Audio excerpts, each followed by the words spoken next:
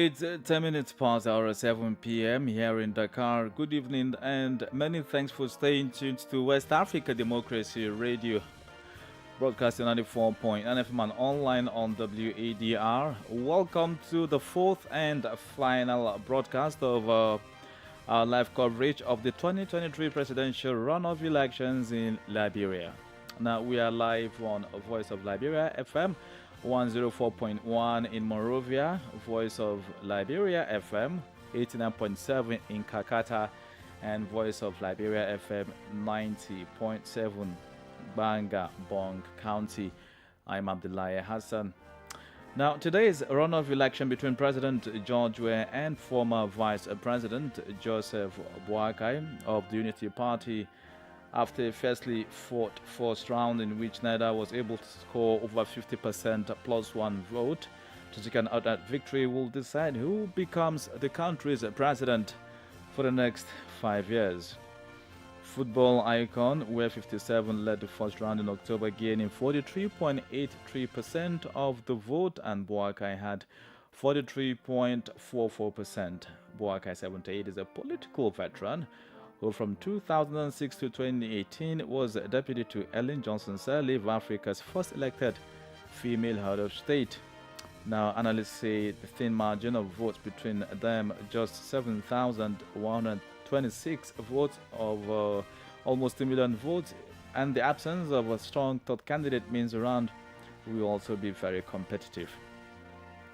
Just so you know, we have at least exciting elements coming in from Liberia. We have the election chairperson who spoke briefly after the close of polls at 6 p.m. The election observer deployed by ECOWAS, Nigeria's former president, Goodluck Jonathan, also spoke, and a few others. Just a reminder, polls closed at 6 p.m. Now let's do something a bit special, because today will be the last time at least one of these two candidates will be referred to as, well, a contender. So allow me to profile the two candidates in the rerun one more time before we bring you all the recap from today's happenings in Liberia. First off is Joseph Boakai, presidential candidate of the opposition Unity Party and main challenger of President Weah in the October 10 general elections and now the November 14 reruns. Boakai built his career in the civil service, then later joined politics. The politician and humanitarian has reigned in Liberia's governance space for nearly 4 decades. He was a vice president to Ellen Johnson Sirleaf, who was not only Liberia's first but Africa's first female president. Born on November 30, 1944 in Wasonga, Lofa County, Boakai is now 78 and is contesting for the #1 office at the Executive Mansion for a second time after narrowly losing to incumbent George Weah in 2017. The ace politician held several positions in previous administrations, during which he was praised for innovative and peaceful policies. Boakai began his early days as a janitor to pay for his studies, a determination that paid occasioned by his poor background. He enrolled and graduated from the College of West Africa, one of Liberia's prestigious secondary schools, working the business office, selling books and uniforms. Joe Boakai later graduated from the University of Liberia with a bachelor's degree in business administration, as well as from the Kansas State University in the United States. He was later recruited by the Liberia Produce Marketing Corporation, LPMC, and assigned to head its branch in Voinjama, Lofa County. There he introduced many reforms and innovations and empowered cocoa, coffee, and oil palm farmers by improving their incomes. The presidential candidate served his country as managing director of the Liberia Petroleum Refinery Company in 1992 and as Minister of Agriculture from 1983 to 1985. He also chaired for 1 year a 15-nation West African Rice Development Association and taught research projects in Sierra Leone, Cote d'Ivoire, and Guinea-Bissau. He also taught several agricultural projects in Denmark, Belgium, Great Britain, Malaysia, and Cote d'Ivoire in connection with poultry, cattle grazing, rubber and oil palm production, and processing, and assisted in the first PL 480 program evaluations for Liberia. Now, as a result of his vast knowledge in the social sciences, he offered short-term consultancy to some institutions, including serving as Chief Technical Advisor on Agriculture Policy, Minister of Agriculture. The National Elections Commission is pleased to report that's how far we can take from our the presidential candidate of the Unity Party, Joseph Boakai. And now to the candidate of the Congress for Democratic Change, incumbent George Weah, who is the country's 24th president since its independence, is seeking re-election in today's ballot and remains the primary contender for the nation's top job. Born on October 1, 1966 on the Capitol Bypass in Monrovia, Missouri County, he holds ancestry to the Kru and the Bassa ethnic groups. Now 56, George Weah is one of the 13 siblings in his family and is husband to Claire Marie, who he married in 1992. Spotlighting his educational background, Weah holds a master's degree in public administration and a bachelor's degree in business administration from DeVry University in Miami, United States of America. He began his early childhood education at the Daniel E. Howard and C.W. Bronkshan Elementary Schools and later attended G. Gibson and Ellen Mills Scarborough for his junior high school education. The Liberian leader has 3 honorary doctorate degrees of human letters in recognition of his accomplishments and contributions in many fields, including humanities, sports, peace building, and education. President Weah, before his time in the presidency, was known across the world for his adorable soccer exploit, which he began as a goalkeeper with young Brazil. He was eventually recruited by Tonnerre Clara Club de Yaoundé in late December of 1987 after playing for several other local clubs, scoring goals and winning multiple awards, including the Golden Boot. The president won collective and individual awards, including 3 Confederation African Football Player of the Year awards, Federation of International Football Association FIFA Player of the Year, Ballon d'Or, Union of European Football Association, and the Confederation of African Football Player of the Year in 1995 to 96. To date, is the only African player to achieve this feat in a single year. Well, that's how much we can take also from George Weah's profile. Let's go back to a major recap of today's event in Liberia. Now, it was reported voting process, election, and according to election political observers, that it went and passed peacefully. However, there were major concerns. First was the poor and unexciting turnout rate of electorate for the November 14 rerun compared to the October 10 elections. And secondly, the discovery of pre-marked ballot papers in possession of members of the ruling CDC. Since the news went viral, tension arose, especially in the capital, where security measures have been heightened.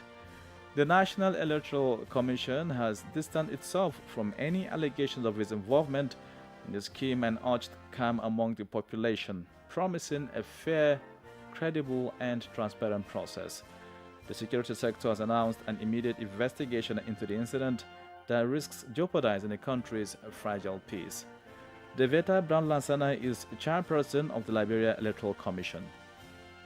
The National Elections Commission is pleased to report that voting began this morning, 14 November 2023, across Liberia, and reports available to the Commission indicate that most of the polling places opened on the scheduled time of 8 in the morning. The polls have generally progressed well throughout the day across the country, and they will close at 6 p.m. tonight. Vote counting will begin immediately following the close of the polls. The Commission also reports that while voting is progressing well generally across the country, there were a couple of noteworthy challenges that the Commission took actions, including the issuance of a press release and live radio call-in shows to mitigate the situation.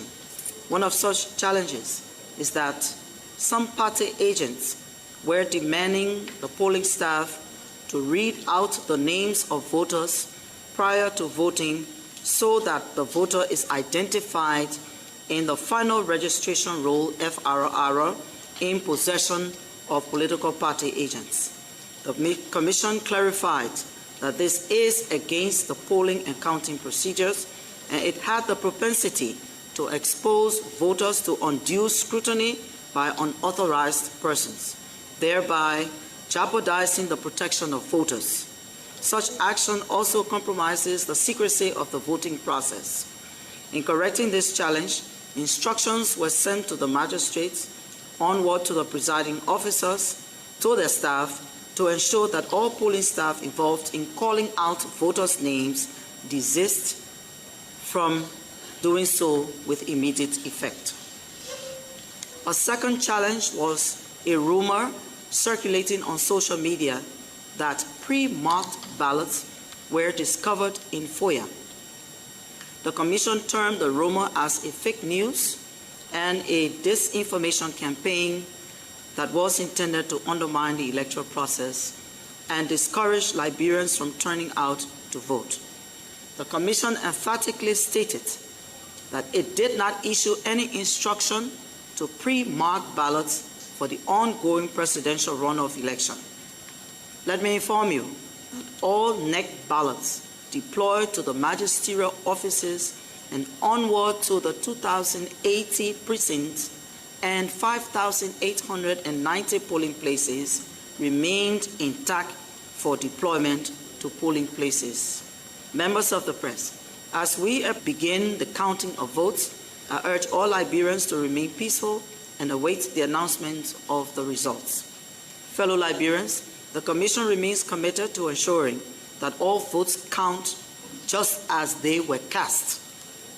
In the meantime, the Commission informs the two contesting parties and observers that the tallying of votes will begin tomorrow, 15 November 2023, across the country. That was the chairperson of the Liberian National Election Commission, Deveta Brown-Lansana. Meanwhile, deployed by the regional bloc, the Economic Community of West African State, ECOWAS, Nigeria's former president, Goodluck Jonathan, has remarked about the voting process too. So far, I can commend the NEC. Yes, every election there may be few gray areas, brown spots, but on the overall, NEC did well. And knowing fully well that this is the first election they are conducting without the assistance of the UN. And they did very well in the October 10, where we had so many candidates. Even for the presidential candidates, so many, then parliamentary elections, so many. This one that's just two candidates, and they have also told us that they have rejigged, they have looked on some of the areas where they have issues, and they have tried to. So I believe that this election will come out better than even the first one. I'm quite very hopeful. Spirit is very, very high, and turnout is quite encouraging because this is just early morning. And I must also commend Liberia for their patriotism, their commitment to elect a leader. The October 10th first level of elections, the turnout was massive. We went to so many places. Some places voted late into the night. This morning we've seen quite a reasonable turnout too. So to me, Liberians should be happy with them for that patriotism, that show of concern, that determination to elect a leader. That's democracy. Democracy is about the people selecting their leader. And that's why I emphasize clearly that the process must be credible, must be transparent. And that is the only way you can say you have won election to lead the people. Nigeria's former president, Goodluck Jonathan, is visiting Monrovia to observe the election. Meanwhile, the Electoral Institute for Sustainable Democracy in Africa International Election Observation Mission says peace is cardinal toward moving the country forward through national reconciliation. Speaking Tuesday, the head of the group, Dr. Nivas Mumba, says citizens should do away with violence and foster national healing and development. Liberians know that if there is one thing they don't need, is violence.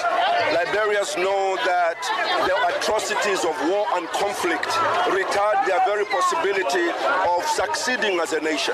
So we hope that the Liberian people will use this opportunity to democratically decide who leads them, and they should run away from violence, because what Liberia needs now is development, and you cannot develop in war. in conflict. So we urge all the Liberians to hold together. When the results start to come out, let us be sure that that is the will of the Liberian people, and let's support the results. You were here prior to October 10. Now we are here on November 14, awaiting the results to come out hours from today. What have you observed about Liberian character when it comes to exercising their vote? We are really impressed that the Liberian people have demonstrated that resilience to express their democratic will. We are very, very impressed as ISA, and we think that other countries in the region can learn from what Liberia is attempting to do.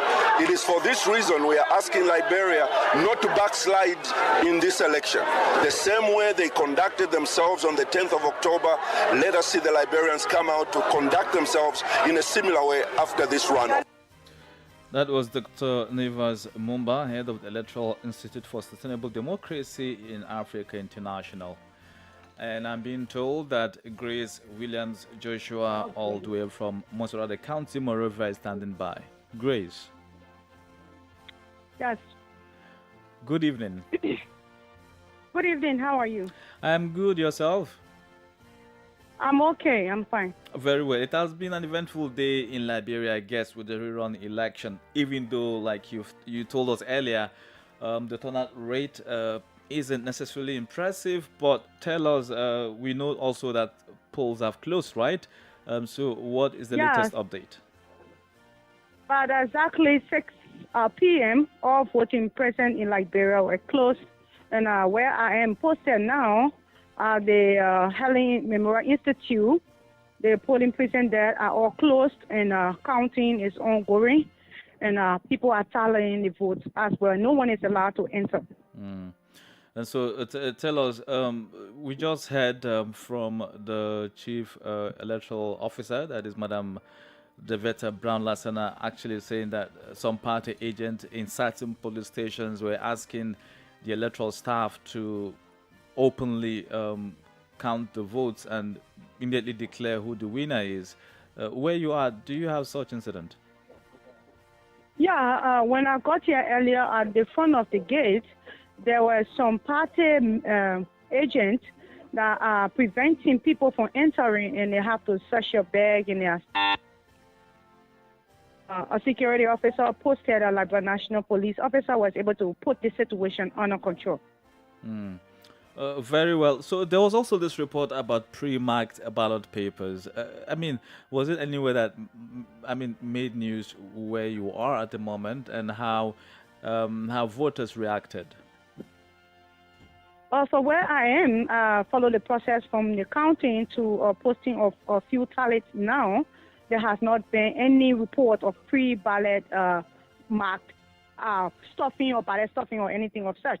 The process is open, it's transparent, you are allowed to ask questions, and the both party agents and observers are all participating, and they are talking, they are asking questions, and everything is smooth. And so let me still ask, right, are voters really satisfied with the process today? I talked to a few observers, international.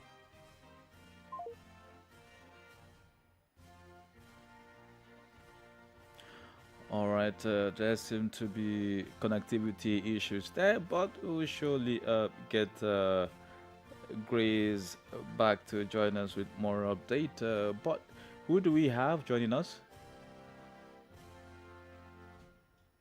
Very well.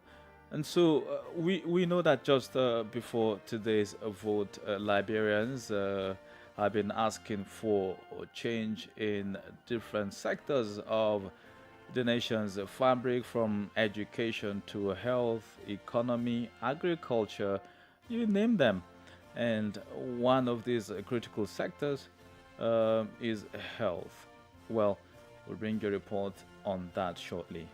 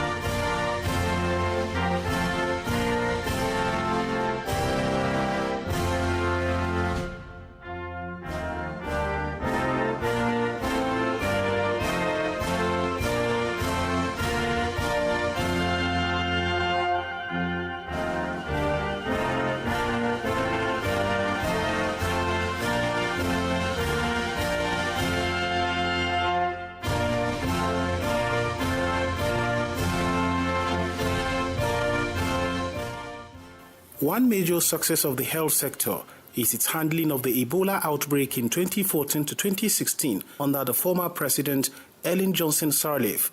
But as remarkable as the effort, so was the scale of loss suffered. The viral disease killed no fewer than 4,800 people.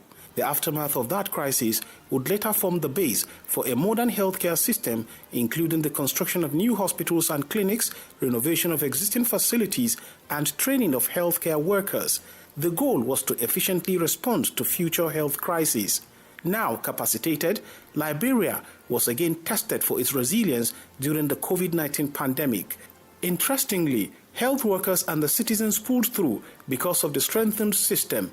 A collaboration, the U.S. Center for Disease Control and Prevention Country Director Dr. Rachelo Ido applauds. Liberia has done a lot to ensure that people have an opportunity to hear the right messages with respect to what keeps them safe. But Liberia is building on the health investments that were made before the pandemic. When Liberia found its way to overcome the Ebola epidemic from 2014 to 2016, they put into place the infrastructure that's needed to identify health threats as early as possible and fight them where they find them. The U.S. CDC has invested specifically on ensuring that we have public health disease investigators available in every county, every district, who can locally respond to things that are happening among the community members. But where does Liberia's Chief Medical Officer, who doubles as the Deputy Health Minister, Dr. Francis Kate, stand in the country's story, linking efforts made by George Weah's government in the health sector? Our health system, the gains we've made, and it is important in healthcare system. It's like jumping a high bar. Whenever you educate the people, they expect more. The more service you provide to them, the better they want. There are things we do better here than anywhere else. Who provide the key primary health services in this country? Nurses and PAs. And so these are the kind of things that we've done. Also, the country has made considerable advances in reducing maternal and child mortality rates through child health programs, training of midwives, and providing essential supplies. However, a recent report by UNICEF revealed at least 1,000 maternal deaths for every 100,000 births annually in Liberia. Cecilia Flomo is registrar of the Liberian Board for Nursing and Midwifery. There are prerequisites for becoming a nursing student, a midwifery student, because these people are the ones that are in majority with caring for our population. They are the most closest to the patient. It's very beneficial that we handle their production. The new process that was approved by the Liberian Board for Nursing and Midwifery is called the Students Indexing, and it's just the student track. Because nursing and midwifery is not a field where you go to play. We protect the public. We go further with that. Well, this is the point. You hear about the challenges. The lack of well-equipped hospitals and clinics in rural Liberia hampers the delivery of quality healthcare services, resulting in disparities in access to healthcare. Here are some concerned Liberians. The patient buys everything. They say it's free, you go to the pay 1,500 for a serious session. But they say it's free. Go buy paracetamol or something. Go buy, you buy everything. The patient buys beside the bed. And maybe that 1 month food with the patient, feed the patient. I wonder if they can give it to our children. That amount of food for our children to be healthy. You see the food the sick patient eat in the hospital, you feel sorry for them. GFP is the worst. People sick all around and nothing they're doing about it. The nurses they can take the drugs they carry to their houses, then they open drugs too. The people carry medicine after 2 days, no drugs. There's also no doubt that the shortage of health professionals, inadequate training institutions, and low salary earnings are challenges the health sector faces. Some health workers, including technical persons, share their views on the matter. There are a lot of things going on within the health system. I was sent Ebola time because when I was treating patients, I have passion for the job. I was in my community, growing community. Wherever I see the person lying by the road or in the house and they call me, I will go and say, Jaboti, come. The other person is sick, the other person is going this way. Nobody wants to treat them because they are afraid of Ebola. Working in the system or sector, a lot of lapses. Lack of staff quarters and transportation is a clear example. Ambulance service. We want the government to renovate and improve dilapidated facilities across the country, and to improve on staff quarters as well as transportation, to equip health facilities with diagnostic equipment, effective and efficient ambulance service to the public. Some people have been here. With this opportunity be given me as a chief driver for the Ministry of Health, I will kindly appeal to the President. The President should help make this salary for us, because this is very sad that we, at the end of the month, we take $2,500, $3,690 that cannot even sustain our home. As the struggle to revamp the country's health sector persists, incumbent George Weah has made efforts to improve the situation through the construction of the 14th Military Hospital, the Emirate Hospital, and other community clinics around the country, training of the nurses and doctors, among others. Seeking re-election, Weah says health practitioners play an essential role in health delivery. How we help to enhance the health sector. Again, I want to commend you. I know the history because I live here with you. I know how dedicated you people are. I know how much you work in a little environment. We have an opportunity now for all of our places. Make sure that we have our fair share. We train more nurses, more doctors. And it's important for our people. You know, when you don't visit this area, you think it's all glitter. Health experts have reiterated investment in infrastructure, bolstering the workforce, improving accessibility and strengthening data management as quick solutions to challenges faced by Liberia's health sector. A report there by Usman Umar on Liberia's health sector. Now we have Grace Williams joining us. Grace. Hello, Grace. Yeah, hello. How are you, studio? We are good. We are good. We apologize for that connectivity issue. So you were telling us that they had issues in some of the polling centers where party agent requested that electoral staff count the votes in their presence. Yeah. But so far, from where I have been, the district number 6, and most rather where I'm assigned, and from information gathering, even journalists are allowed to go live while counting. So the process is very, very transparent. And all of the speculations of stuffing of ballot box and pre-marked ballot, I have not noticed any from where I am. Well, what happened during the after the October 10 vote was that just after some counties and districts of Liberia went quiet because of fear of violence or attack or some sort of chaos. Do you have similar situation today? There are a few polling persons that have some challenges from voters coming to vote and saying that people were trying to pre-mark or people were marking for them. But apart from that, we don't have any violence reported as of recent. So what is critical is that today's rerun technically ends the election cycle for Liberia and Liberians until, another 5 years for a similar vote.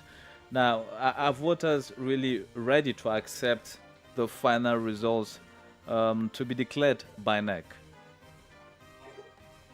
All the interview conducting, people are saying they want peace.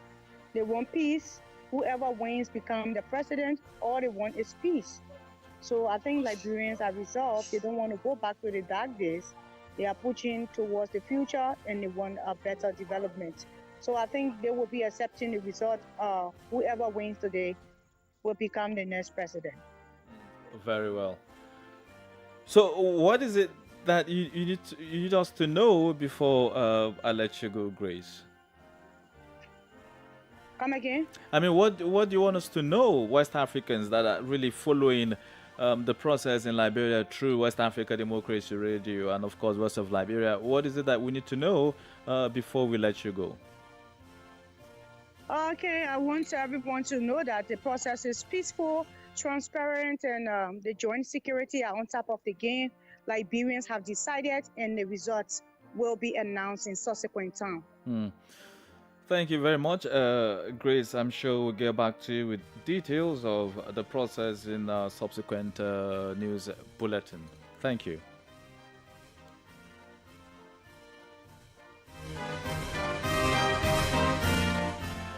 Grace Williams Joshua there from Mosorada County in Monrovia, and I'm told that we have Augustine Coley also joining us live. Augustine, good evening.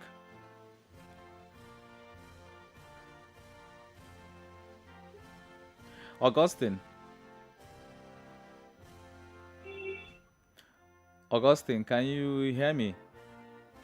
Yeah, I'm getting you. Abdullahi? Yes, Augustine, how are you today?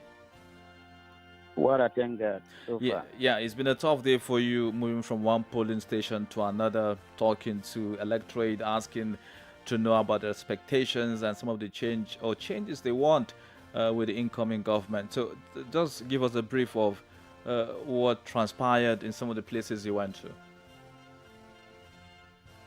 Well, we thank God that the process concluded by 6 p.m. That is the voting process, and polls closed, and the counting process of reconciliation is ongoing now at most of the voting precincts that I visited this evening following the closure of polls.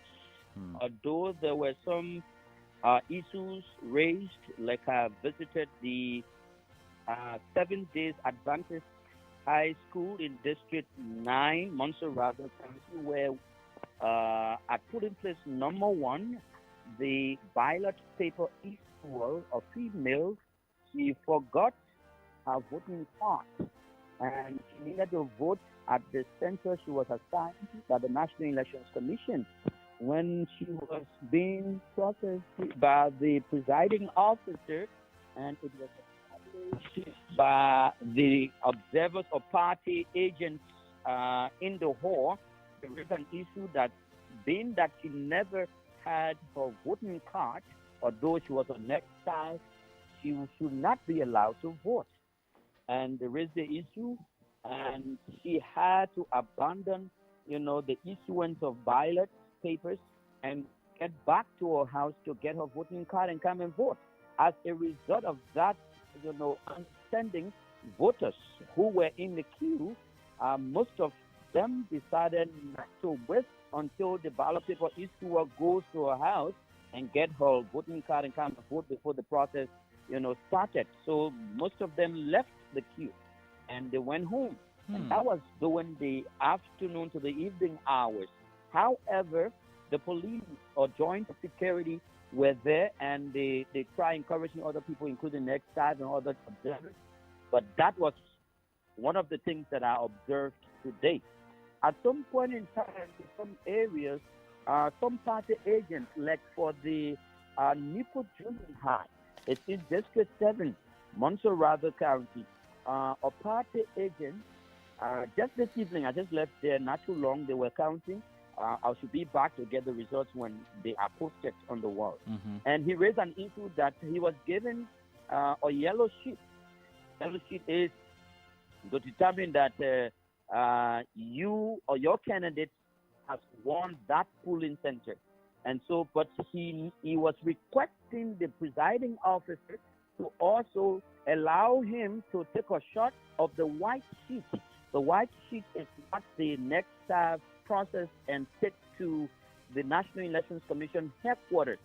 However, the presiding officer didn't allow him to do that. The presiding officer refused on grounds that the party agent has in his possession a yellow sheet already depicting, and it's signed, and the same figures on the yellow sheet is the same on the white sheet as stated by the presiding officer. The party agent later accepted, and that was resolved. Like I said earlier, turnouts were low.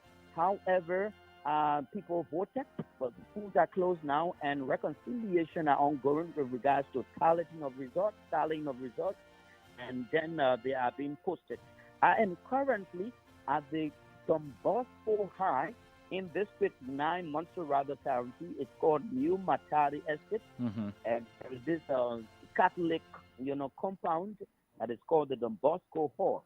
And now tally results are ongoing. So far, I have some results out of month rather, because I'm in a network of journalists sponsored by USAID, Internews, and other international partners operating with credible media institutions. And so there are results being placed in the chat room. If you would allow me to read some of the results. I think we should just.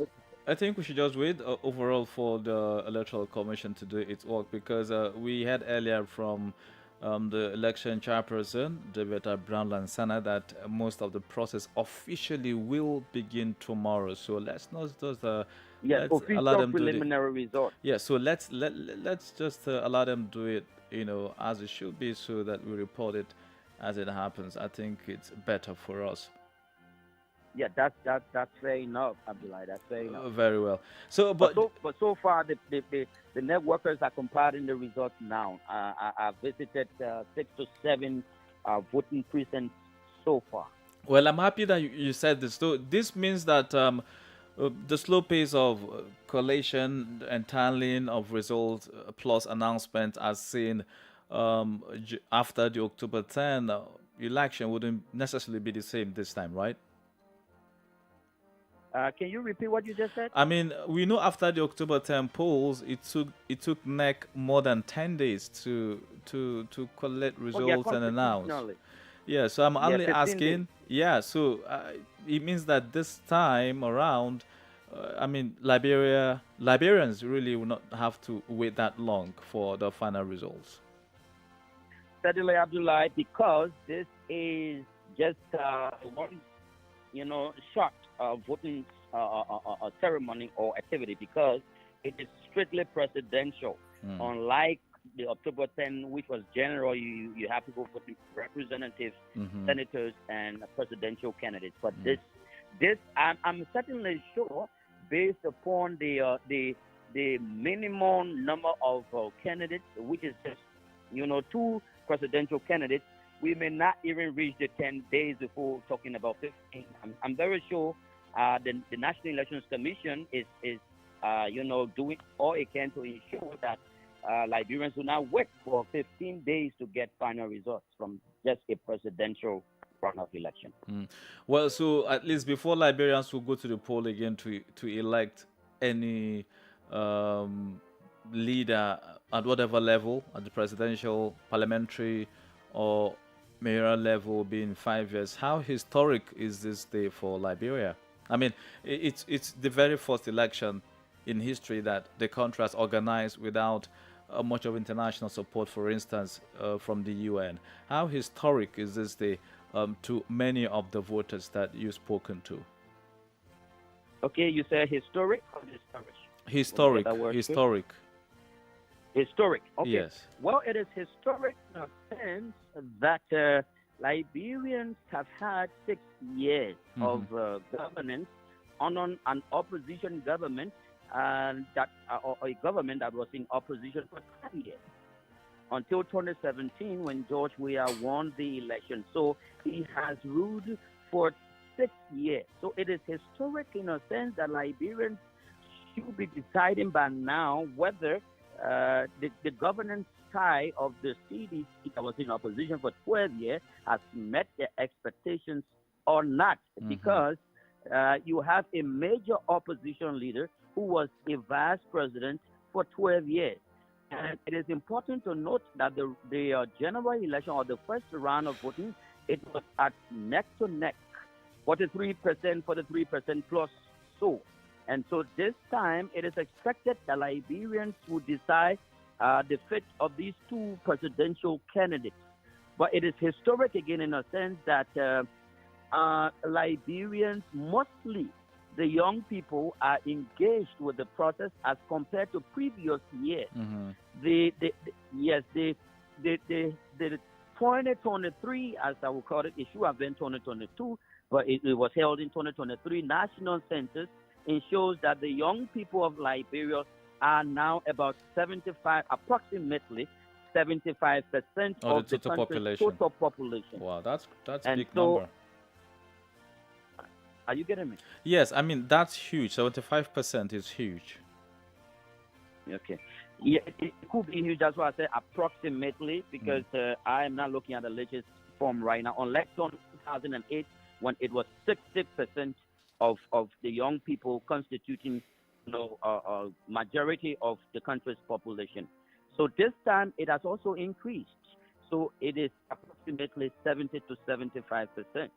But they are highly engaged with the process, and that's why most of the international partners, the civil societies, and other organizations have engaged the young people, most of whom are quote-unquote regarded as disadvantaged people or at-risk youth, following the effects of the 14 years of civil unrest in Liberia.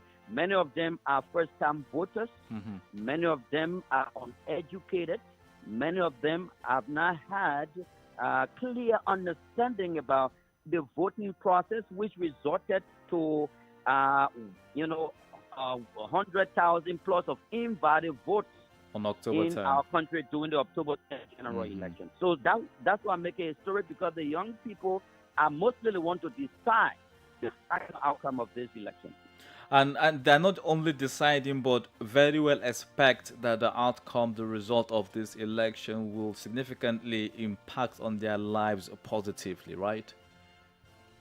Certainly, because many of them have called on government to be rehabilitated, reintegrated into society. Many of them have called on the government for job creation or empowerment programs on the basis of the fact that though they are not educated at the level of some, men and women in the country or high-profile people, so it is expected that they should be happy to make a decision that will impact their lives for the next 6 years or more.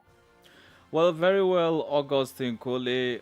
On behalf of West Africans, we are with Liberia on this significant milestone occasion, and we hope and wish you well, and that the result at the end of the day reflect the will of the people. So we'll get in touch for details as you progress with the collection of results and, of course, the declaration of results. Just as you say, it is the will of the Liberian people. That's the democratic nature of this. I hope and pray that this will be peaceful even after the pronouncement of official results by the National Elections Commission. That's true. That's true. Thank you very much, Augustine Kole, for your time this evening. It's a pleasure to you, Abdullah, and the team of the West Africa Democracy Radio there in Dakar, Senegal. Merci.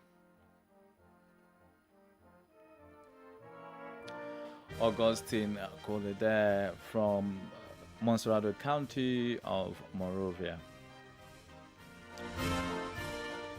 And with that, we've come to the end of the fourth and final broadcast of WADR's live coverage of the 2023 presidential runoff elections in Liberia.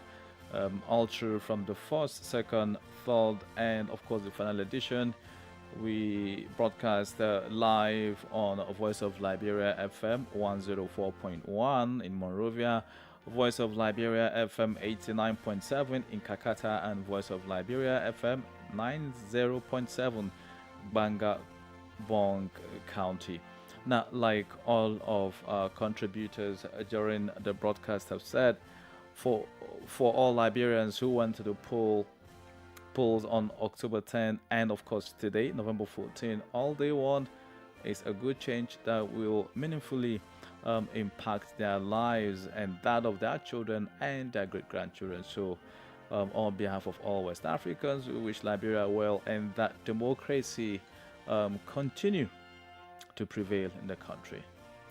On behalf of the production team, we have Oge Berika, Tofik Abdinasu, Imo Edet, he was there earlier, Maudo Juve, Mustafa Sek, and the rest of them all, and correspondents who contributed, including our resource persons too from Liberia who contributed to the different editions of our broadcast. We say a big thank you, and do stay with us as we bring you the details in our news bulletins, both in English and French, because only WADR will give you that. We are bilingual. Many thanks for being a part of our broadcast, and I do say enjoy the rest of the evening. I'm Abdullah Hassan.